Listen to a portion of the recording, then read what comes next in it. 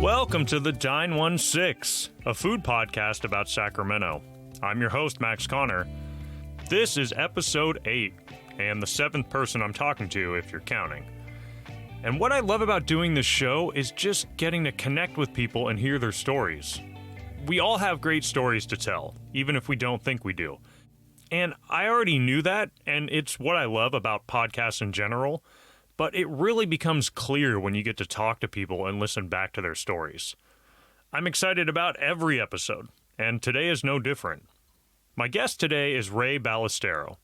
Ray is the co-owner of Alaro Craft Brewery in Midtown Sacramento, along with his wife, Annette. And as you'll hear, Ray does not have a conventional path to restaurant ownership. He was just a guy who loved to brew beer at home long before that was a trendy thing to do. But he spent his days working in intensive care units and then a nutritional medicine practice.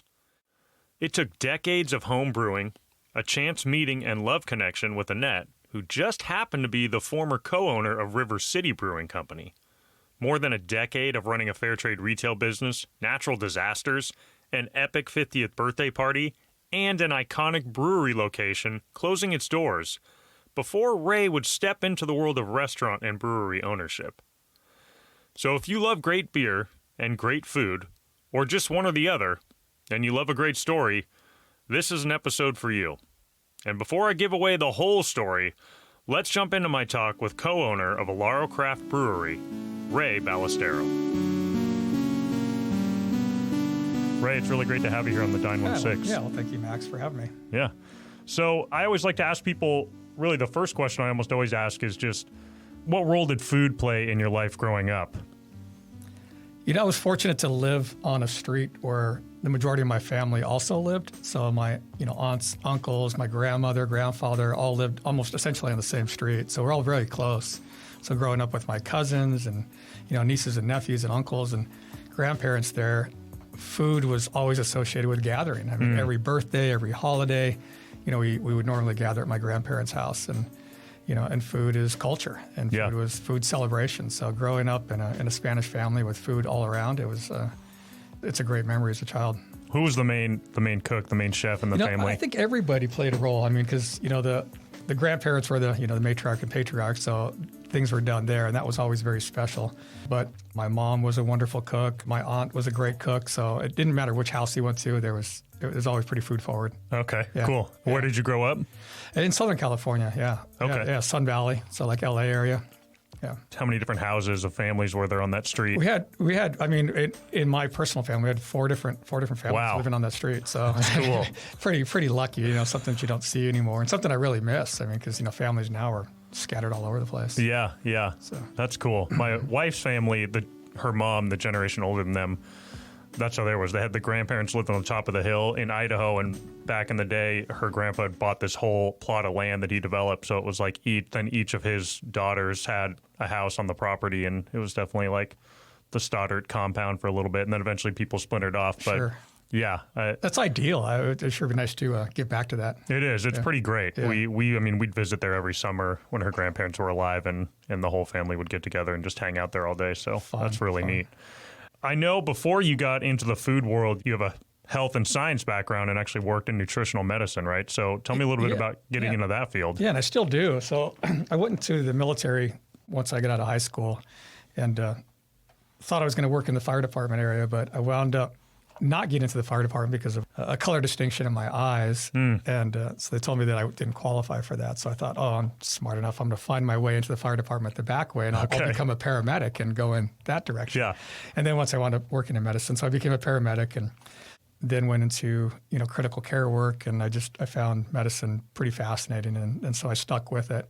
And that's what I've done. That's been my, my professional adult career since. So once I got out of the military, worked in a few ICUs throughout Sacramento, and then met a gentleman who had a nutritional medical practice, kind of an integrated medical practice, so a little on both sides of the fence. We do a little Western medicine, a little nutritional medicine, and I really resonated with that because it was pretty health oriented, and I've been working for that practice for 30 plus years. I'm still there now. Wow. Mm-hmm.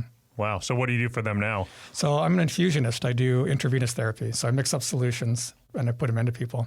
So we work with a lot of age-related disease processes like diabetes and heart disease and the types of things that, lifestyle can make a big difference. Yeah. So it's pretty fun, and it's nice. It's completely different than the restaurant industry. I mean, it's still service-based, but my focus there is really on the one patient that's in front of me at any given time. So I'm not thinking about payroll. I'm not thinking about all the aspects of running a business. It's just one person, and it's kind of a life of service, and it grounds me. Wow, that's cool. So it's a little bit of an escape almost too. It really is. So yes, that's why I still do it a couple of days a week.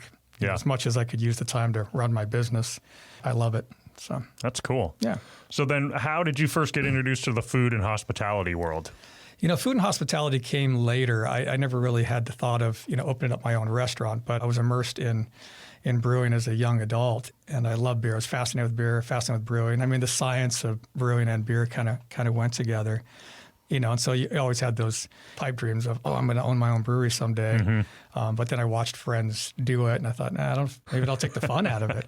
But once I met my wife, her family was involved in the restaurant industry for many years, and she was fascinated with my beer brewing, and she was one of the original owners of River City. Okay. So we had always talked about, if we ever did it, we'd want to open up something that was full scale, not just a brewery, but a brewery with a pretty elevated restaurant. Yeah. So when did you first get into brewing then? And where did you start home brewing before that was really a thing? Yeah, I did. I started home brewing before a lot of people were home brewing. I actually had a very good friend who was older than I was by several years. And just before I went to the military, he was working for kind of an import store that imported, beers and spirits. And so it was even before I was really 21, honestly. Okay. But he would come home with like a 6-pack every weekend and set them down, and like 2 beers apiece and 2 of like 3 beers. And there were always these really unique beers. So I really never started off as a young adult drinking American craft lagers. I was drinking some really fun imports, Guinness and Bass, and not that they're super exciting now, but like Pilsner or Quell, those were the beers that I was exposed to. And so it kind of jump-started me like, wow, there's so much to this beer world that most people aren't even seeing. And then on my 21st birthday, he bought me this cheap little homebrew kit. And, we made beer with it. I had just gone into the military, so I had a little apartment and, had this homebrew kit, and we did it on stovetop and, convinced ourselves it was drinkable. And but then I realized pretty quickly, I said that I could do this better. Yeah. And so there wasn't a lot of homebrewing literature back there, and there was one book that was pretty well known, Charlie Papazian's book. And then I went down to the university and I started pulling, brewing manuals, professional brewing manuals, and kind of created my own homebrew system and started working with equipment, and then eventually landed in Sacramento, where there was kind of a grassroots organization. It was a homebrewers club, and it was a fascinating club, and it was pretty well attended. And we started communicating with different professionals in the industry. Kind of advanced my homebrewing. Yeah. What year was that? When was that? Was that back in like the 80s? Yeah. So I think 87 is when I first started, and then it just kind of progressed there. I would say the early 90s, it was really ramping for me. Gotcha. Mm-hmm. So then let's move forward to Alaro. So where did the idea for Alaro start? You mentioned you weren't really sure if you ever really wanted to get into a restaurant. Or actually, tell me a little bit about, before we jump into that, tell me a little bit about meeting Annette. And she obviously had a background in brewing beer. And she said at the time that whatever you were brewing there, whether it was at home or I don't know if you had stepped into helping brew for any restaurants at the time, but how did it ramp up to meeting Annette and her saying, well, the beer you make is pretty good. Maybe we should do something.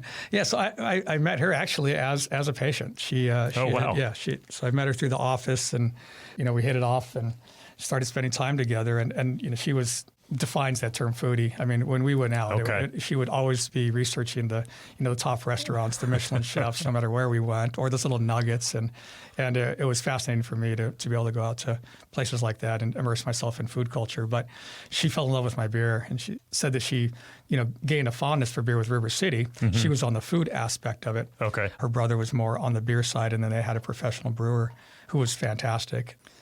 So she had known beer. But then when she started drinking my beer, she's like, oh my God, I've never had beer quite this good. She goes, you really have a knack for it. We should do something with this.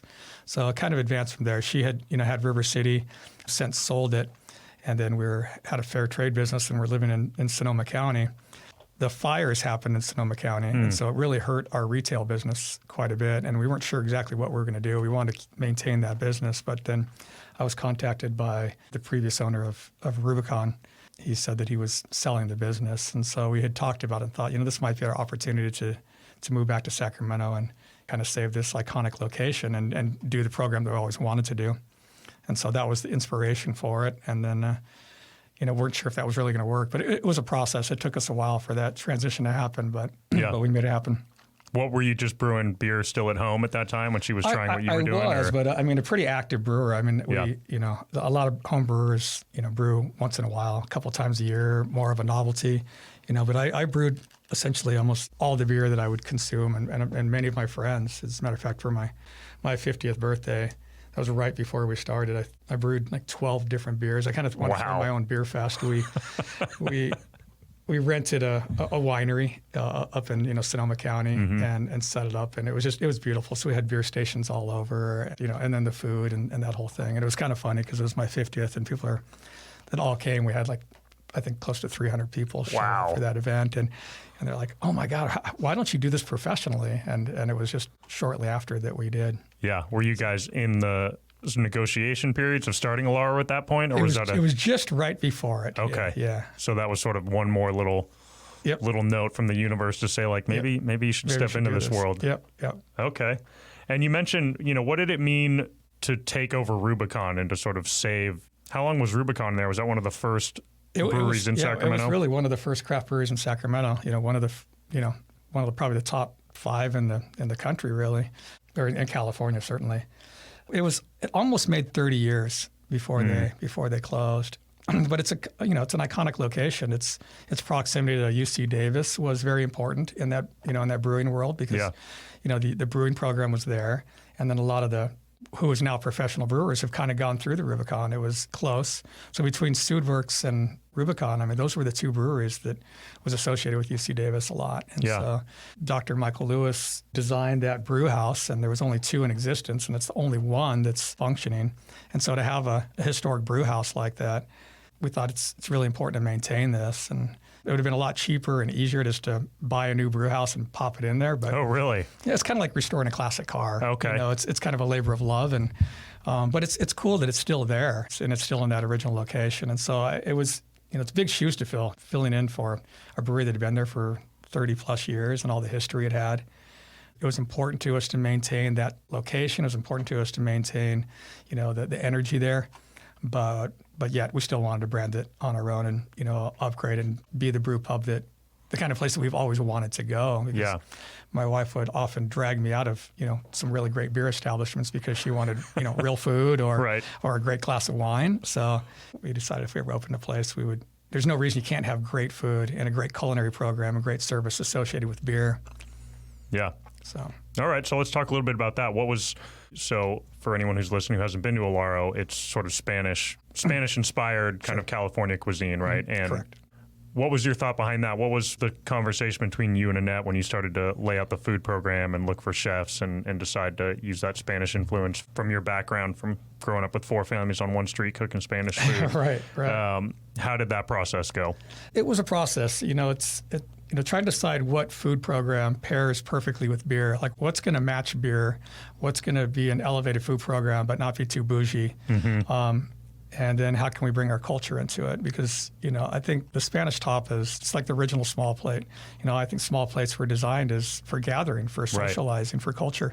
And we thought the small plate format could work really, really well here because it could give you lots of different flavors, and that could work really well with beer. And then as we started playing with it, we hired our executive chef at that time was Jason Azevedo, also has a lot of Iberian Peninsula influence. And so bringing him on the team was great. And so we kind of talked about what we wanted. He talked to us about what his thoughts were. And then friends and advisors, we'd sit down and we'd cook many meals at home and at friends' houses as a team. He would be there and Jason and then the rest of our team, my head brewer, Chris Keeton, and then at the time, our sous chef, David Santana, who is now our executive chef.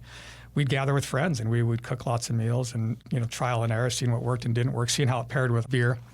And it worked really well because I think the spicy, smoky, salty aspects of a lot of Spanish foods, it begs you to have another beer with those. Sure, yeah. So, That sounds like a pretty good time to be a friend of the Ballestero. So It really was. Make dinner and give beer flights. Yeah, it was fun. Let these world-class chefs just cook things up to try. Right. That sounds pretty amazing. So you've traveled the world. You've judged brewing competitions. You've been a serious home brewer and now professional brewer for a long time. What advice do you have to someone who wants to get into home brewing, is interested in, becoming a brewer? I think the best thing they could do would be to join a homebrew club, because it's, you're putting a bunch of people together. There's a lot more information now on homebrewing than there ever was when I started. I mean, you could just Google homebrew systems and you could buy a system that would parallel a professional brewing system just on small scale. And you can spend as little or as much money as you want in doing that.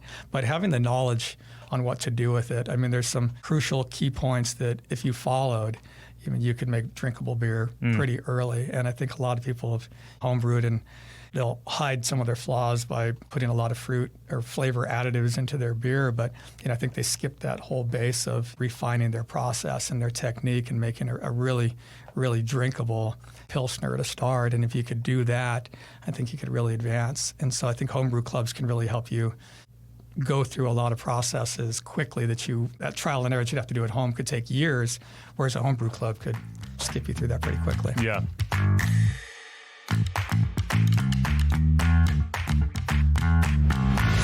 Ray went on to suggest that when you get started brewing at home, pick one style of beer that you really enjoy and brew it over and over until you get it where you want it.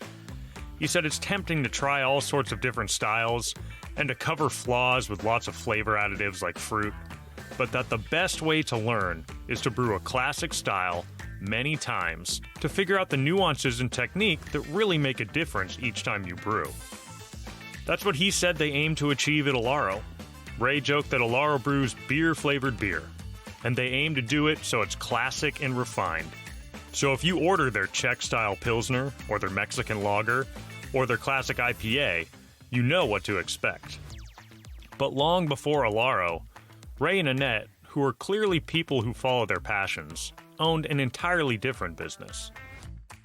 You mentioned you and Annette owned a fair trade business in Sonoma before Alaro, and I know fair trade is still an important component of what you all try to do with Alaro. And I think Annette you guys still have a fair trade. We do. We have the well. online store. So we closed the brick and mortar store. We had that for about 14 years. Worked with artisans from about 52 different countries.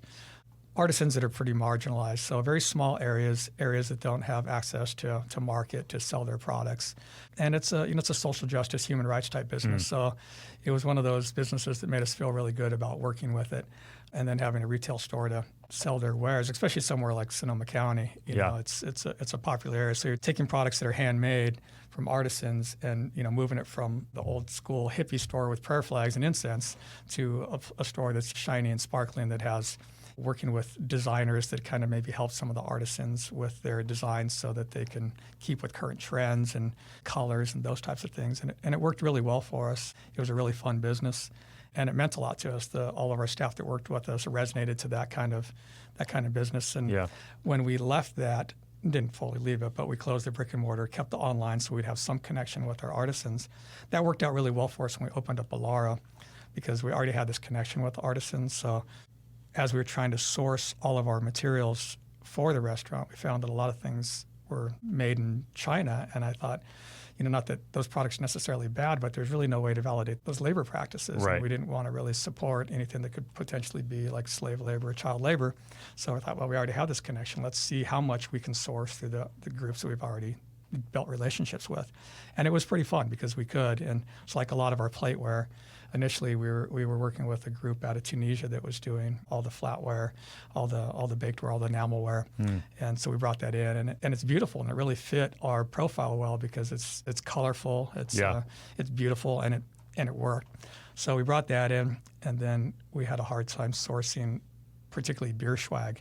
You want to have T-shirts and hats and keychains and all those types of things for customers because you want to brand yourself. But I didn't want to give into that process again, and so we worked with groups that we had already worked with before. So it's organic, fair trade certified cotton, and the labor practices are validated, or we use labor that's here in California, and so all of our T-shirts are fair trade certified.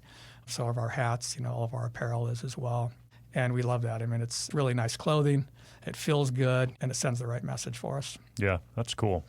And tell people, for anyone who's listening, what exactly fair trade means, because I think that's one of those like buzzwords that people see on coffee or see otherwise and think like, oh, this, I don't know, this must be good, or you know what I mean? Yeah, I think people don't really know what it actually is. Yeah, I mean, right? we often hear people come in and say, oh, I love, I love fair trade, or not really knowing what it is. Right. It's like they'll say, I love free trade. Like, yeah, free trade, fair trade, they're a little different. Yeah. So we work through an organization. It's called the Fair Trade Federation. So it's a third-party validation. So they just make sure that the supply chain is validated. So they kind of looked at all aspects from producer to retailer. Is everyone following these guidelines that are set up? And its working conditions are safe. There's equality in the industry, in the working world, and that they're being paid a fair wage or a living wage in their area. And so those are kind of the three main ones.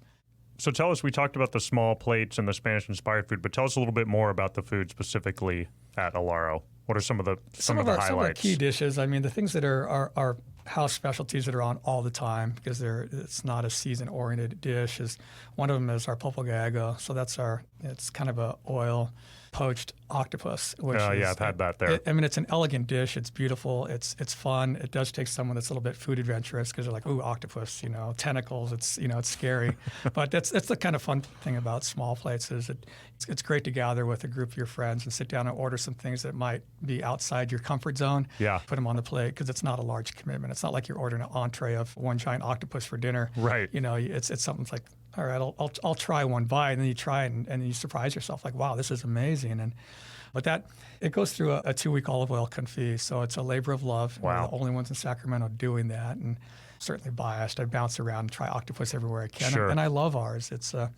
But again, it takes almost 2 weeks to get that process done. We have a big stainless steel container, and we fill it with olive oil. The octopus is flown in from Spain, and we clean it. We submerge it in the olive oil. We take lemons and half them and put them in there, some marjoram, a little bit of shallot, and put it in there. And then it's that low and slow theory. We bake it at 200 degrees for like 6 hours, pull it out of the oven, let it cool and rest.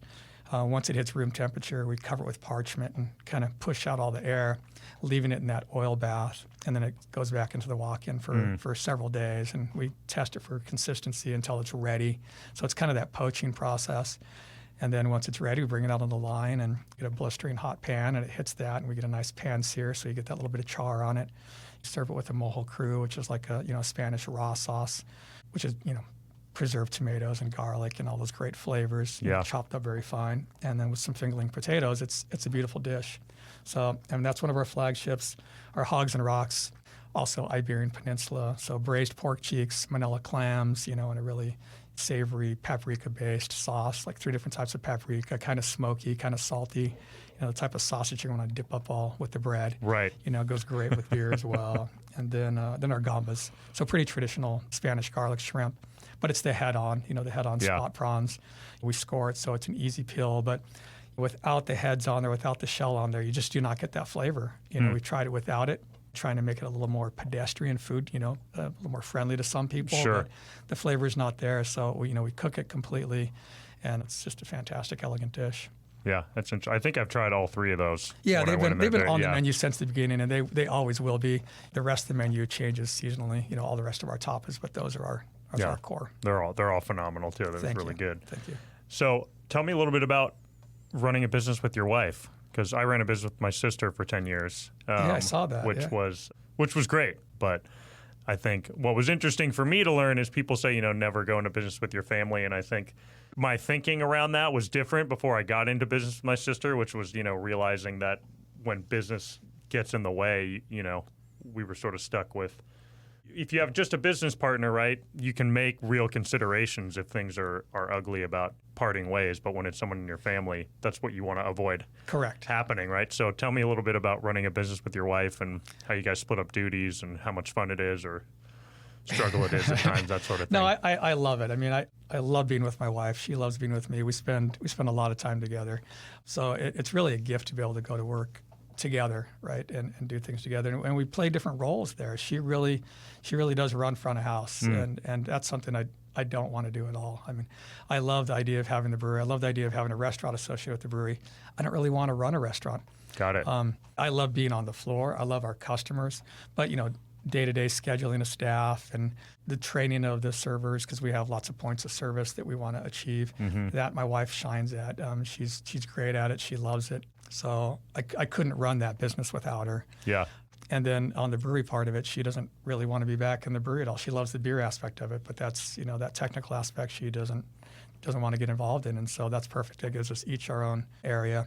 And then we work at home together. So we have our office and, we have our desks side by side and we pass things back and forth and all the admin's handled between the two of us. And, we pick and choose. Not that we love the admin part of it as much, but if there's certain things that I just really don't like, I said, hey, how about you? And can you take this? And she's like, let me handle that for you. And then, and vice versa. Certain things, she's like, this is your wheelhouse. You take this one. Yeah. So it's worked out really well.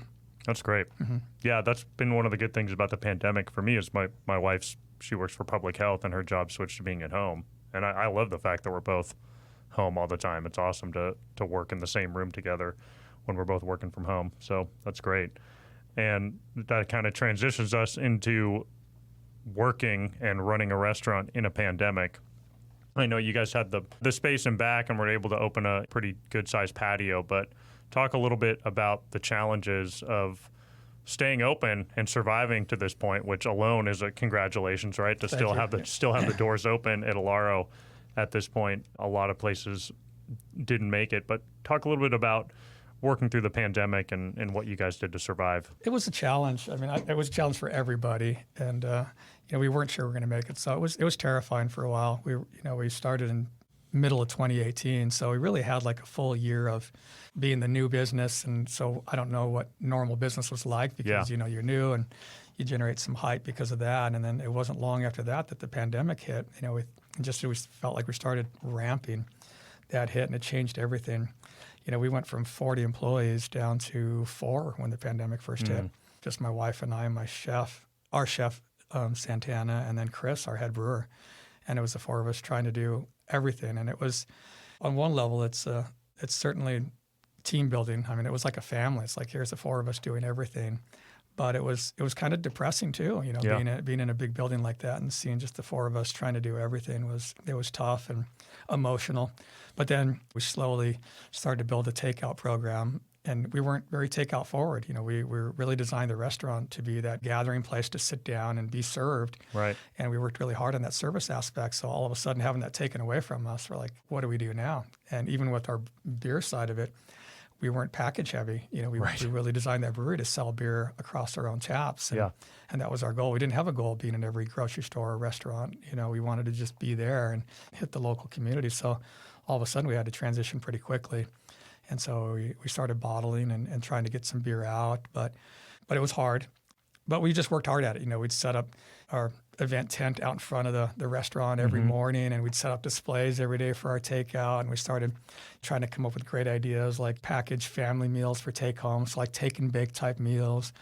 We partnered with Produce Express, one of our vendors. So all of a sudden, our walk-in went from absolutely packed to empty. Yeah. And then we thought, well, we have space and people need produce, and Produce Express, they lost a lot of their accounts. Where are they taking things to now? So we decided to become kind of an outlet for them, and so for customers to pick up their produce boxes. And it wasn't a financial thing for us. There was no charge for it, but I thought it was a great community event and a community opportunity, and maybe help people to find us that might not know of us otherwise. And so every morning we would line up produce boxes all the way down that large community table that we had with the names on them. We'd organize, and people would come in and, we'd say, hey, you want to get a little 4-pack on your way out, to go with your produce box? And they would, and then others would start taking to-go meals with it. So it became that one-stop place for people to get their produce and their beer and, and some take-home food. And so that helped us a little bit. And then as it slowly opened back up to outside dining, it was really helpful that you had mentioned the back patio. We started working prior to COVID on that back patio because we kind of wanted to have like a beer gardens area. Yeah. So we had poured concrete and put in new drains and put up fencing, and we had just got it done before COVID hit. So all of a sudden that became not our beer gardens, it became our dining room. Right. And so that really helped us survive that without having to build temporary structures on the street. And so it became kind of a nice area, and it resonated. So now it's a thing. Now we got to keep it. Right. Now that's still an outdoor dining room. Yeah, it is, and it's great. It worked out well for us. So I think that really helped us, and then certainly the community helped us. It's we had people coming in purchasing takeout food when I know they didn't really need takeout food. Yeah. They would stop by.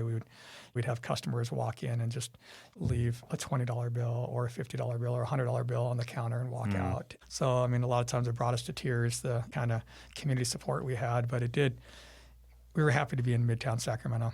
Yeah. I thought it's a great community to be in because they're extremely, extremely supportive, and they really wanted to see the restaurant survive. Lots of gift cards being purchased. And so, we made it by the skin of our teeth. It wasn't easy, and it wasn't without great loss. And we lost a lot of really great employees. Yeah. Some of our key employees, moved out of state because there was a lot of uncertainty in the hospitality industry. Like, is the restaurant industry going to come back, and how long is it going to take, and can I pay rent in the meantime? So moving back home with parents or moving places where you had resources seemed like the safe bet at the time. So, and then we went up and down because, all of a sudden we built the team back up, and then we had that second wave where they closed again. And we didn't see that coming, and that really hurt again. So a lot of the employees that we did hire and train were gone. So it became almost a completely new team again. And now we're finally there. Now we're back up to our 40 employees, and it feels like a family, and it's cohesive and it's working. So we're grateful that that's all behind us, and I'm sure most restaurants are. So how's the outlook now then? Built that patio and hot weather, good beer. Yeah, I think the outlook's good. we're excited. It's, Sacramento's a great community, and there's more and more restaurants coming in. There's more foodies moving in, which is great. So I think the outlook is bright. The cost of goods is real. So that's been another big challenge for us, that we're working on the menu and changing items. I don't want to change what we're founded on. I really do believe in high quality ingredients, but they're expensive, and I don't want to compromise there, even though the prices are sometimes skyrocketing, and we think, should we go to farm-raised salmon instead of wild king salmon? Could our margins be better? Will people care? But I think we've already kind of set our standards there, and we've attracted that group of people to come to us for that reason. So I don't want to make those changes yet, but it certainly is a challenge, especially some of the stuff that's coming out of the country, like a lot of products that we import from Spain. Our Marcona almonds, for instance, are skyrocketing, and it's hard. And our olives that come out of Spain are very expensive now, and all the seafood tins that we used to use pretty much disappeared during the pandemic, and they're starting to come back, but at an increased cost. And then the cost of gas right now has affected our business huge, because every delivery that comes to us now has surcharges on it. Yeah. So we're looking at all that, trying to find out how we can still make our margins in an industry that has razor thin margins. Right. But we look at it like we survived the pandemic, right? So we can survive this, and it's not going to go on forever. And so we're just going to be really creative and make it work. So, but the community's there. And you start to see it already. There's people out. The convention center is open again, which is fantastic. The Golden One is open. Events are happening. And the art studios around us are starting to thrive. And the theaters around us are starting to thrive again. So people are out and they're enjoying life, which is great. Yeah, that is really great to see. All right. Well, towards the end of the interview, I always like to ask for food-related rapid-fire questions. Right. So the first one is, what's your favorite cheap, guilty pleasure? At home. At home, or fast food. What's the thing you're almost embarrassed to admit? It's kind of funny. Peanut butter stuffed pretzels. Oh yeah, that's it's something about a peanut butter stuffed pretzel and a beer. It's I probably eat them too much. Yeah, no, they sell that giant bin that's like taller than a house cat at exactly. Costco. Yep. I could kill that whole thing. Yeah, no, my kids will run through those. Yep. What's the beer you would drink as your last beer? If you knew this is the last beer I get to drink anywhere in the world, what's it going to be? It's going to sound corny, but my Castillo. I've been making that beer at home for 20 years. There's something about it that's very, very homey to me, and it's the beer I want when I don't feel well. It's the beer I want when I get back from traveling. If we've been traveling and had just phenomenal beers all over, I come home like, This Castillo. I love it. I don't know. It's just that old school IPA, and it satisfies every part of that beer thirst that I have. All right. Yeah. What is your favorite thing to cook at home? Pescado Veracruzana. I love fish. Okay. I love fishing. So anytime we go out and I get any kind of rock cod, it's the dish I want to make. Describe that dish for people who So don't know. it's a Spanish seafood dish. It's just we take a fillet, do a pan sear on it. So lots of capers, lots of Spanish green olives chopped. So it's kind of got that like spicy sauce on it. Tomatoes, red peppers, and then we make the sauce, put it over it, and then we finish baking it so the fish is almost like poached with that sauce, and it's just. I don't know. It's a delicious dish, and it's easy to make. Yeah. So, yeah. And what's the dish, if you could go back in time to the street with the four families, what's the dish from your childhood you would go back in time and eat? This is a weird one, but it's an extremely fond memory. My grandmother, on special occasions would make a dish for my grandfather. It's a goat's head, and they would bake the whole goat's head, and it's cracked open, and you take tortillas and eat the brain. And I was young, and my grandfather and I were very tight, and he would invite me to the table to sit with him on these special times and eat this with them. And he wouldn't invite everybody. It was I felt really, really special to sit down with my grandfather and have that dish. And I'm sure that most of my family wouldn't want to be invited to that table. But I did. I think, I don't know if it was at the time of my life. I was young, and I was just, and my grandfather was huge to me. Yeah. And so the honor to sit there was huge. And so I don't know if I'd love the dish as much as I did as a child, but I would go back in time for that. Yeah, for that moment. Yeah. Yeah. And I don't remember exactly the tool they used to separate that and open it up, but I do remember the tortillas in there and loving every bite of it with my grandfather. That's great. Yeah. All right. Well, Ray Ballestero, thank you so much for being here on the Dine 16. It was great to have you. Yeah, thank you very much, Max. It's my pleasure. That's going to do it for this episode of the Dine 16. I have to say, I know how connected food is to memories, and that's one of the things that makes it so special. But it's amazing to hear how often people answer that last question with an experience of eating that is much more about the connection to a certain family member than it is about food itself. I mean, just yesterday, my wife and I were leaving Costco, and she had a vanilla soft serve and strawberry topping sundae. And she was remembering her grandfather and how much he loved that sundae.